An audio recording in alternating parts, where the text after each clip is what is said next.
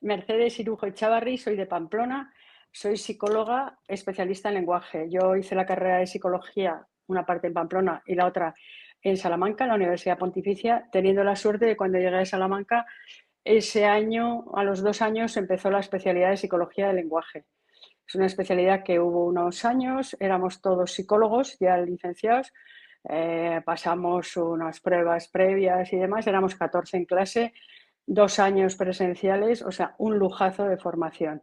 Y desde ahí yo regreso a Pamplona a trabajar y monto una consulta con otros 2 compañeros, otro que hizo los mismos estudios que yo y otro psicoterapeuta. Entonces completamos un poco, bueno, pues el abordaje de la comunicación, el lenguaje y demás. Hemos tenido la consulta durante 40 años y la hemos cerrado hace 2 años. Y bueno, esa es mi experiencia en principio básica.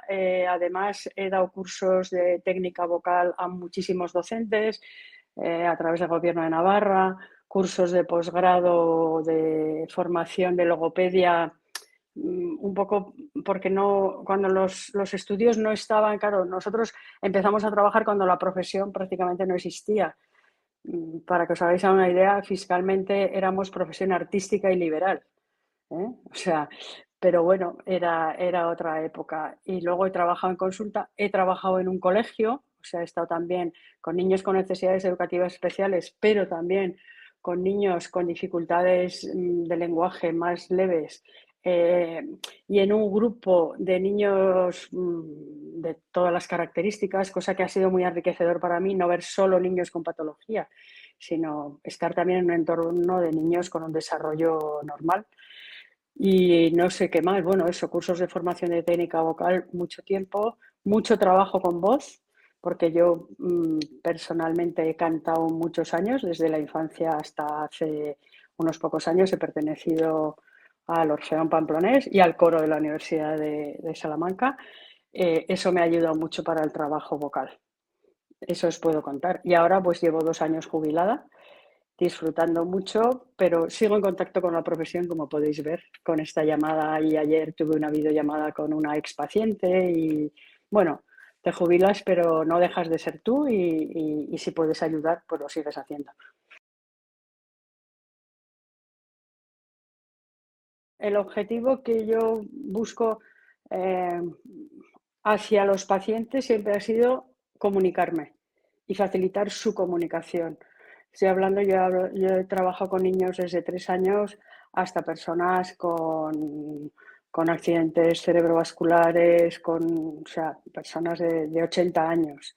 Y siempre ha sido buscar la forma de una comunicación eh, útil, pero sobre todo contactar con pacientes con dificultades muy importantes después de un proceso agudo. Es muy emocionante cuando consigues. A veces se empieza con un contacto, con ver si te entienden, y a veces es empezar con un tono de voz, con un contacto, con un tocar, con hablarles, con que vea que les sonríes. ¿eh? Entonces, siempre ha sido contactar y hacer que esa persona encuentre una vía de comunicación. Claro, hay muchas patologías, muchos grados de intensidad, pero un niño, por ejemplo, después del COVID, mi último año de trabajo fue muy especial porque, bueno, coincidió que en la consulta mi compañero que llevaba los mismos casos que yo tuvo una intervención quirúrgica en los últimos 6 meses, ya no pudo trabajar. Entonces llevé yo muchos casos y llevé casos que por motivos de mi salud había dejado de llevar, que eran los niños muy pequeños, de 3 años. Por unos problemas de espalda yo no podía estar en el suelo con ellos, levantarlos. Pero bueno, se dio la circunstancia de que esos niños había que atenderlos y empecé a trabajar de otra forma, que era poniendo a los niños encima de mi mesa para que estuvieran a mi altura. En vez de bajarme yo, pues subimos a los niños. Y fue muy impresionante porque eran niños que habían estado en una situación con el COVID de a lo mejor en un año vieron fundamentalmente a sus padres, a los abuelos. Vieron otras personas a lo mejor, pero con mascarilla. Entonces tuvieron una deprivación en la comunicación importantísima. Entonces te encontrabas niños que a poco que empezaras a hacer cosas con ellos, claro, iban a empezar la escolaridad y tenían como una inmadurez en la comunicación y realmente lo que tenían es que no habían tenido la oportunidad de comunicarse. Entonces, a poco que empezabas a trabajar es que florecían cada día y fue precioso trabajar con ellos. Yo grababa todas las sesiones, entraban mucho los padres, pero luego, y de una sesión para otra era, evidentemente había algunos niños que no era, las dificultades que tenían no eran solo por esa situación de deprivación comunicativa que tuvieron todos los niños, sino que tenían otras dificultades y que, bueno, en esa estimulación veías que aparecían rasgos de que había algo más. Pero fue un regalazo. Para mí fue un regalazo, pues eso, despertar en la comunicación a niños que en principio no tenían por qué haber tenido ningún problema si hubieran tenido una relación normal. Yo creo que se nos ha olvidado un poco esto y tendríamos que tenerlo en cuenta porque, bueno, en ese año a todos nos afectó, pero escolarmente, depende en qué momento del cambio de ciclo, niños que estaban en tercero de infantil, con un proceso, vamos a decir, más, no más lento, con un proceso que faltaba por cuajar muchas cosas, estuvieron no sé cuántos meses sin la estimulación, sin el entorno de los niños. Y luego cogimos el siguiente curso y como si no hubiera pasado nada. Lo que no se había dado de marzo a junio, esos contenidos en muchos grados se pasaron. Y claro, lo están notando. Yo sigo en contacto con gente que está en educación y hay una franja de 2 o 3 cursos que son esos niños que no se les dio la oportunidad de tener un aprendizaje. En vez de dar una prórroga, vamos a decir, oye, esto vamos a hacerlo, vamos a trabajar con ellos estas actividades y tal. No, no se hizo. Entonces, la verdad es que en el momento que yo lo experimenté, que empezabas a hacer lo que tenían que haber hecho antes, ¡pam!, ¿eh? Entraban. Pero si no lo habían hecho, ese aprendizaje se había perdido, ¿eh? En nuestro centro, al ser 3 profesionales autónomos muy amigos y que, bueno, 3 socios, las cosas fluían un poco según las íbamos conociendo. Entonces, fue en un congreso de logopedia, que ahora no me acuerdo el año, y como no estoy en casa, ahora estoy de vacaciones, pues no tengo acceso a las agendas, pero fue cuando salió, ellos lo presentaron, yo creo que fue un congreso de AELFA. Entonces, el primer contacto que tuvimos con el programa venía como un disquete no, como una memoria, lo que ahora sería una memoria, creo que eran como 100 licencias y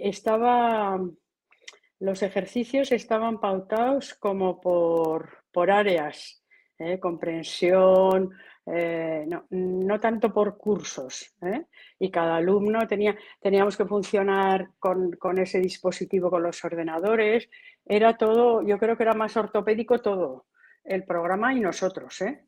Sí que habíamos trabajado ya nosotros en Salamanca ya en el año 81-83, y cuando llegó la especialidad ya teníamos el Apple II para trabajar sobre todo con afásicos, con personas con deterioro cognitivo, que habían perdido el lenguaje. Pero este programa, la verdad es que en el aspecto de lectoescritura nos pareció genial. Y fuimos avanzando con el programa. O sea, yo creo que empezamos desde el principio y hasta julio del 23, con sus maravillas y con sus momentos de susto, porque la tecnología y la economía a veces no iban a la par y entonces cosas que estábamos utilizando de repente ya no se podían utilizar más y teníamos que buscar otros buscadores y otros tal y otros, bueno, pero, pero se fue solucionando. Inicialmente fue una herramienta que la fuimos descubriendo. El uso que le dimos inicialmente fue en la consulta, en trabajo individual y exclusivamente en la consulta. No había opción de que trabajaran desde casa, cosa que luego sí que la hubo y que fue un regalazo y una suerte. Y luego se usaba hasta el final muchísimo. Durante la pandemia fue un regalo tenerlo. Yo en ese momento trabajaba simultáneamente con 5 niños en su casa todos en red. Ellos estaban trabajando cada uno sus ejercicios y luego teníamos una puesta en común. Entonces cada uno se conectaba si me tenía que decir algo, yo si tenía que decir algo para todos lo decía a todos o a uno y yo iba controlando también lo que iban haciendo. Entonces eso fue una maravilla. ¿Mm?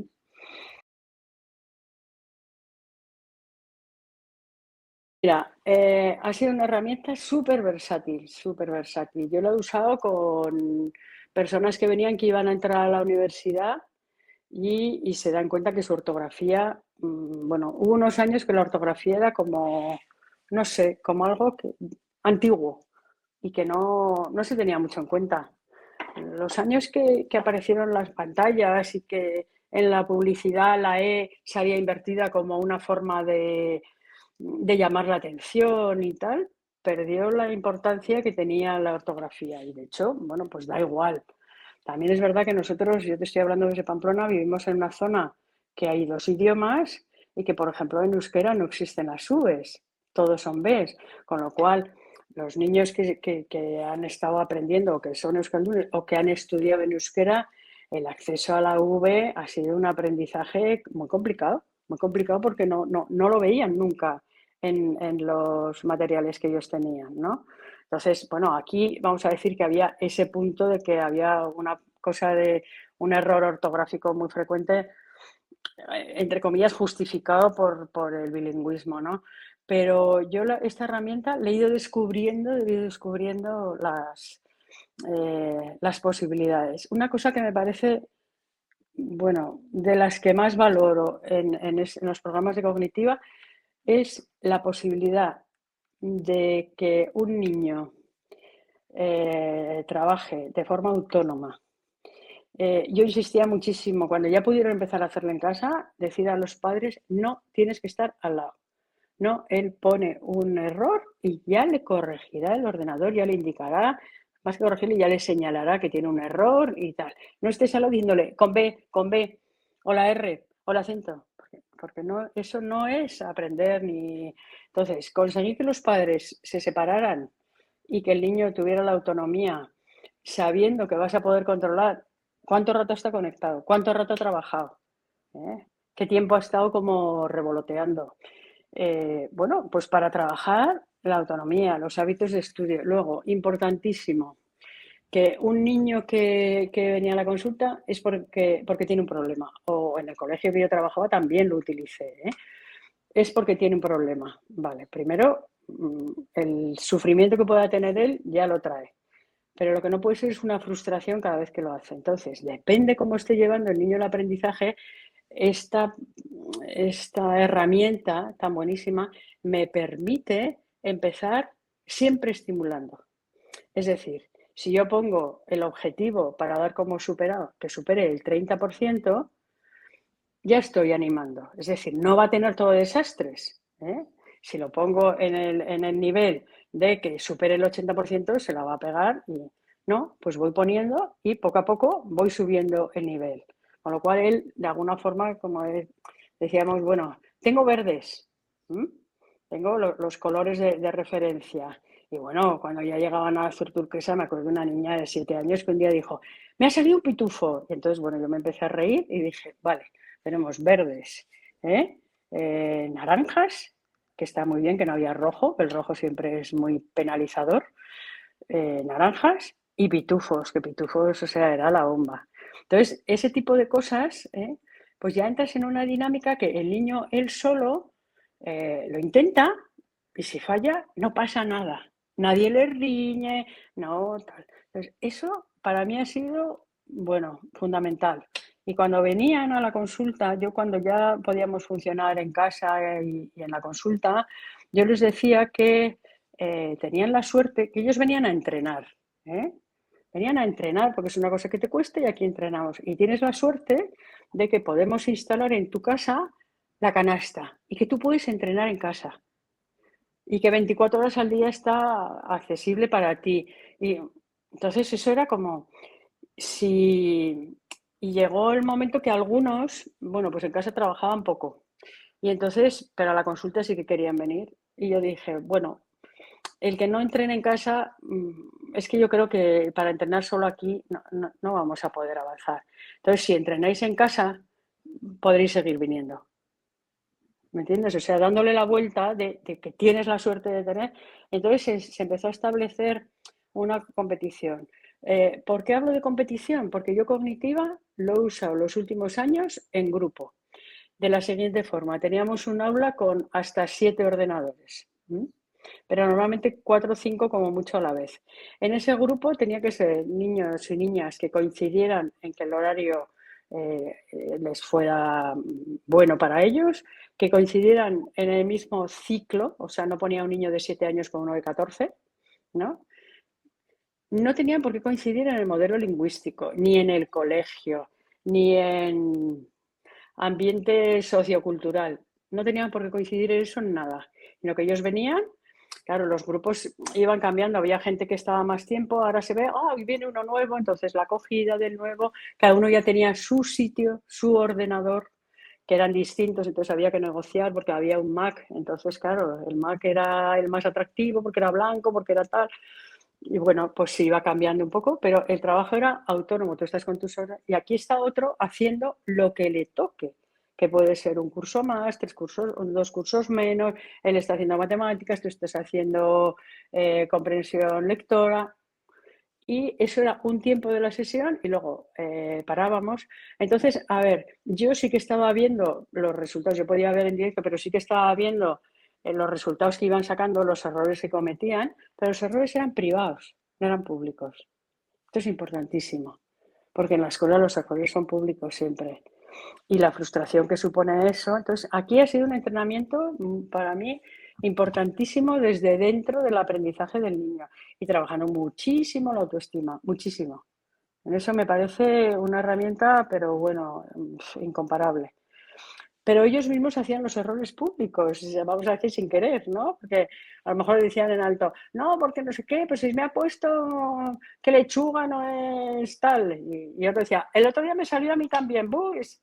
Entonces, cuando terminábamos ese tiempo, que era un tiempo, pues hacíamos una puesta en común un poco de eso, pero hacíamos juegos de lenguaje y de comunicación. Todos los niños que estaban allá era porque tenían un problema. Y un problema con la lectura, con el aprendizaje. Entonces, ya partíamos de eso, pero de eso de alguna forma no se hablaba. Juegos de vocabulario, a veces salía a contar cosas del colegio y han salido cosas de todo tipo. Hemos hablado de acoso, hemos hablado de muchísimas cosas, de cómo se sentían. Una niña que cambió de colegio salió del colegio en el que estaba, por la presión que estaba teniendo ya no la soportaba y fue a un centro en el que el programa no era arreglado, el aprendizaje era mucho más acompañando al niño y tal. Y ella, cuando iba a ir allá, dijo, voy a un sitio donde no hay exámenes. Bueno, os podéis imaginar, todos los demás, yo quiero ir a ese centro y tal. Bueno, ¿por qué vas a ese centro? Entonces, cuando empezó a explicar por qué iba a ese centro, lo mal que lo estaba pasando, todos los demás empezaron a contar sus frustraciones escolares quiero decir que yo unía el uso de esto con un trabajo emocional y de grupo. Y al final de la sesión, depende de lo que hubiéramos trabajado, a veces hacía entrar a los padres de los niños que estaban en el grupo a que les contaran qué había pasado, qué tal, porque había cosas que salían que luego en casa las iban a contar, sobre todo en aspectos emocionales y tal y cómo yo había intentado canalizar lo que había pasado, ¿no? Entonces, ha sido una herramienta que me ha permitido trabajar, pero disfrutando muchísimo, ¿eh? Muchísimo. Cada sesión era una experiencia y cada niño y la frustración y ver cómo ellos se apoyaban en un momento dado.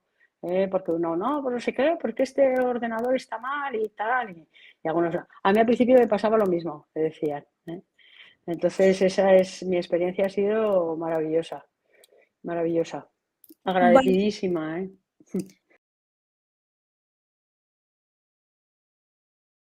A mí precisamente me parece que no puede ser más adecuada, porque independientemente de la edad que tenga el niño, tú le puedes poner el nivel que él puede ir mejorando. O sea, no hay que ponerle, no es el libro de tercero, no, hay actividades de primero porque son contenido, son herramientas, procedimientos que todavía no tienes adquiridos.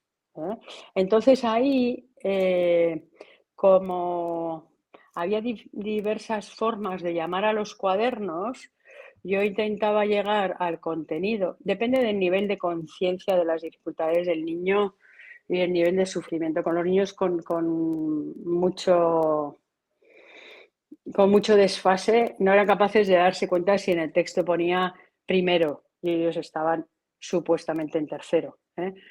Pero con otros que tenían tal, yo entraba como por bloques temáticos. Entonces podía poner comprensión lectora y no poner si eran ejercicios de primero o de tercero.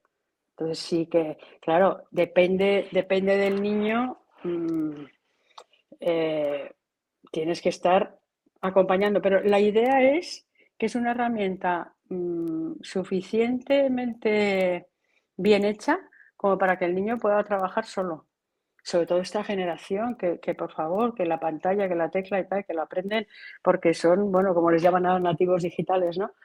Pero sí, me parece que es que tú coges de todo el surtido que hay lo que quieres. Y a ese niño en un área le puedes poner contenidos de un nivel superior porque ahí sí que funciona. Aunque en principio conmigo venían no tanto con un objetivo de conseguir objetivos académicos, sino objetivos de desarrollo de habilidades. Y entonces, si mejora la lectura, ya la desarrollarás en ciencias sociales o en lo que te toque. Yo estaba trabajando más eso, pero totalmente versátil y adaptable, una joya. El tiempo de presentación del estímulo, la cantidad de repeticiones. Me acuerdo que un día me llamó un niño, su madre me conocía mucho y me llamó a casa. Me dice que Gonzalo te quiero decir una cosa. Y me pongo y dice, no me des tantas oportunidades. Encantador, y es que es verdad, o sea, yo le daba a lo mejor 3 posibilidades de mejora, dijo, no me des, porque si no lo hago, y también es verdad que no es cuestión de que aprendan por repetición, a la tercera ya acierto, porque eso no queda. Entonces, no, dame una posibilidad y si no, ya lo haré otro día. Y el mismo niño me dio la pista de que darle tantas posibilidades era un poco torturador para él. Mira, yo lo he recomendado mucho, pero la gente a veces busca, a ver cómo me explico, la tarta hecha. Entonces, dame la tarta hecha y dime, esta tarta es para este problema tal. Y este programa lo que tiene es que te dan la tarta y tú la puedes desmenuzar y hacer con los ingredientes y adaptar y a ese niño hacerle lo que necesita. Entonces, eso requiere un trabajo y requiere, sobre todo, meterte en el programa. Que al principio nosotros, claro, lo hemos podido hacer de forma natural, porque el programa fue mejorando, dando más posibilidades y fuimos descubriéndolas. Entonces, nuestro aprendizaje en ese sentido ha sido más fácil y más natural. Pero yo a algunos que les he dicho, sí, pero entonces los ejercicios para tercero, digo, no, que son miles de ejercicios. Para tercero no, estamos hablando de Antonio. Entonces, ¿a Antonio qué le pasa? Pues prueba, haces, bueno, y la prueba inicial de valoración del nivel, dices, oye, estoy en este curso, vamos a hacer una prueba inicial. Y ahí ya te sale dónde están los agujeros, vamos a decir. Y eso era importantísimo para los niños. Mira, en esto yo que destacaba lo que se le daba bien y lo otro, tenemos que entrenar más en esto. No le decía, has sacado una puntuación de 3/10. No, porque además como las gráficas eran de colores, había la posibilidad de enseñar la gráfica de colores o con cifras. Le enseñaba la de colores. Y mira qué bien, ves, aquí has llegado a tal, esto está superado. Y aquí ves que estamos un poco lejos, sin decirle, mira, esta franja roja es que estás en tal. No, venga, tenemos que llegar hasta aquí. Entonces, yo luego, bueno, pues claro, requería un compromiso de una serie de licencias, tienes que estar encima del programa, tienes que estar siguiendo qué han hecho, pero es una maravilla que lo puedes seguir desde casa en tu ordenador. Yo hubo un tiempo que tuve un problema de salud y no podía ir a la consulta. Entonces, hubo una persona de mi total confianza que presencialmente estaba con ellos en la consulta, pero yo seguía todas las sesiones y hablaba con ella y de vez en cuando durante la sesión yo me conectaba y hablaba con los chavales y cómo estás. Yo tuve un problema de espalda y estaba con un corsé. Y entonces, ay, ¿estás bien? Y tal. Bueno, que estoy viendo todo, ¿eh? Qué maravilla, fulanito, ¿cómo lo has hecho? ¿Qué tal? ¿Qué cual? ¿No? Pues que se metan en el programa y que luego piensen en los casos que tengan. Yo siempre digo casos, no, pacientes, no, en los niños, o bueno, en adultos, yo con adultos también lo he usado, ¿eh? Con Ujú. adultos también lo he usado, con adultos recuperándose de situaciones, con adultos que estoy perdiendo, bueno, entrenamiento, bueno, como juego de cognitivo y les ha venido muy bien, algo que les va diciendo, sin grandes objetivos, sino personas que ya han tenido sus tratamientos y están estabilizadas, como para que puedan entrenar y pensar que pueden hacer algo por sí mismos. Pero yo creo que la herramienta es tan buena que lo que hay que hacer es conocerla y luego pensar qué necesita la persona con la que está trabajando y dentro de lo que necesita, de lo que hay allá, qué le puede venir bien. Y luego de un caso te lleva a otro, porque con uno de repente descubres que yo cuando me dijo el niño eso, no me das tantas posibilidades, dije, bueno, se acabó, o sea, yo no controlaba mucho las posibilidades que ponía y empecé a controlarlo mucho, porque decir, bueno, no sé cómo decirte, o sea, la misma experiencia te va haciendo, pero yo creo que es muy versátil, puede servir para muchísimas cosas, para muchísimas. Es conocer la herramienta y saber qué le pasa al paciente. Y luego, bueno, en esta profesión es muy importante, no es tanto tener imaginación, eh, es asociar. Es tengo esto, le pasa esto, oye, ¿y si probamos? ¿Eh? Mm. Eso es lo que recomendaría, que se metan en el programa y que no esperen una cosa rígida, sino todo lo contrario. Y la utilidad que le puedes dar es la que tú seas capaz de buscar y cómo tú pienses en la persona a la que tienes que ayudar.